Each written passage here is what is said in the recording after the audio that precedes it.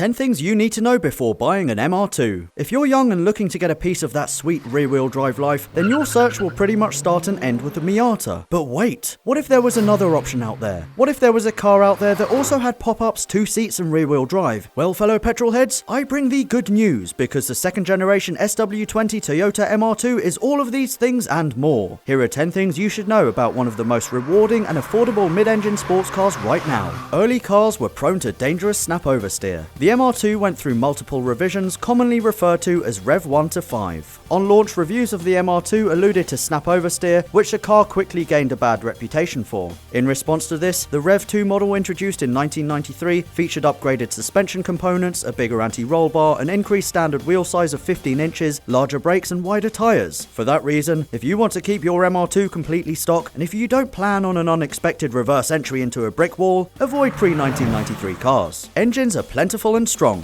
The engines offered in the MR2 included the economy-driven 120 HP 3S FE, the more powerful 5S FE and 3S GE with up to 135 and 200 horsepower respectively, and the Big Daddy Turbo 3S GTE with up to 242 horsepower. The earlier NA 3S FE and 3S GE engines were non-interference engines, meaning that if the timing belt failed, you had a much lower chance of bending valves. This was not true, however, for the later Beam-style 3S GE, so if you plan on doing your own maintenance, know the difference and plan your timing belt maintenance accordingly. The good news is, if you have a catastrophic engine failure, Toyota used a wide variety of engine options in everything from the Camry to the Celica GT4, so finding replacements is easy. Aftermarket wheels are your oyster. With a bolt pattern of 114.3 and 5 lug nuts, the MR2 shares standard fitment with many Japanese cars, including the R32 GTR. This means that a wealth of aftermarket wheel setups will fit with ease. Due to the fact that the rear hubs sit further in than the fronts though, flush fitment will only be achieved if you run a staggered fitment or if you use spacers to push the wheels out. Turbo gearboxes can handle serious power. If power and reliability is what you're after, then you'll be pleased to know that the MR2 Turbo featured a beefier gearbox than the naturally aspirated car. This gearbox is capable of handling up to 350 pound-foot of torque, while the NA transmission topped out at around 250 pound-foot. The turbo transmission also had longer gears, while the NA versions kept shorter ratios to aid in acceleration. Look out for rust. The most common areas for rust on an MR2 are on the sills and the rear arches, so make sure you investigate these. It's also a good idea to pop out the plastic rivets in the boot to check behind the carpet for rust as well. And for any existing MR2 owners out there, you might like to know that there's foam located in the rear of the sills from factory. Over time, this foam collects water and can promote rust, so remove the interior trim behind the seatbelts and throw the foam in the bin to help prevent your midship from rotting away.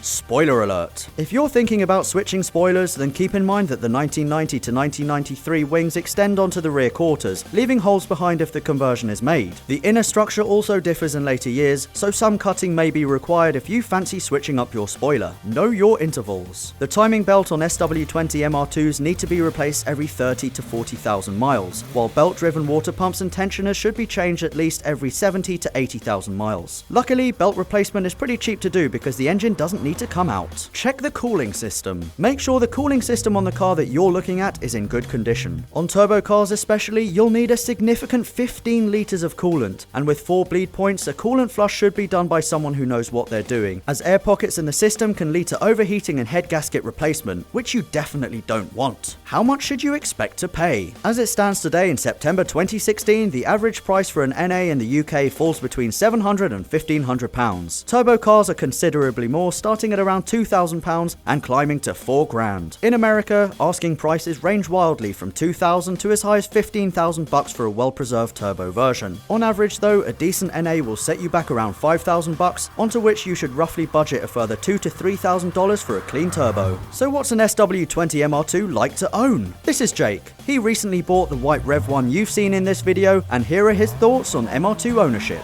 An MR2 isn't a sensible car to purchase, but rather one that you buy with your heart. When I bought the car, I was expecting a 2-seater that would have little to no real-world functionality, was going to be somewhat lacking in the power department, and would most likely kill me with its snap oversteer. As I spent more time with it, what surprised me was the respectable amount of trunk and interior storage space, which has proven to be more than big enough for hauling most everyday cargo. Also, despite being hands down the least powerful car I've ever owned, it feels nowhere near the slowest. The only disappointing parts of the car to me are the incredibly long shift throw, which you find in the 90 to 92 models, along with the surprisingly large turning radius. The shifting issue is an easy fix, but the frustration of the turning radius is only amplified if you own an early non-power steering model like I do. Overall, this 90s midship is one that falls right in the sweet spot of being affordable, fun, and unique, and I'm looking forward to my first mods.